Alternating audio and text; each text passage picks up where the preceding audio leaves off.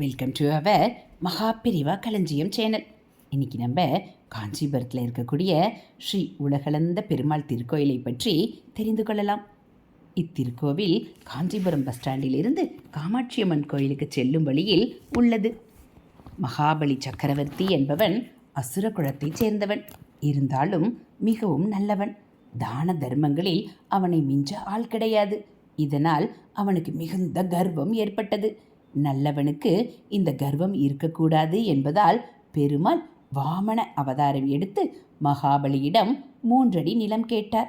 இதை கண்ட மகாபலி, தாங்களோ குள்ளமானவர், உங்களது காலுக்கு 3 அடி நிலம் கேட்கிறீர்களே, அது எதற்கும் பயன்படாது என்று சொன்னான்.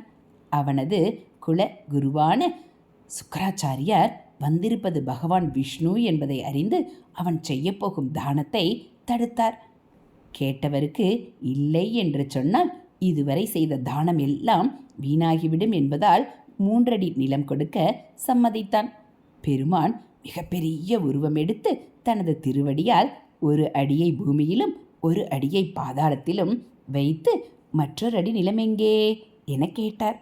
அகந்தை கொண்ட மகாபலி தலை குனிந்து, இதோ என் தலை, இந்த இடத்தை தவிர வேறு எதுவும் இல்லை என்றான். பெருமாள் அவனை அப்படியே பூமியில் அழுத்தி பாதாளத்திலிருந்து அனுப்பினார். பாதாளம் சென்ற மகாபலிக்கு பெருமாளின் பாதம் பட்டு பாதாள லோகம் வந்து விட்டோமே, தன்னால் அவரது உலகளந்த காட்சியை காண முடியவில்லையே என வருந்தினான்.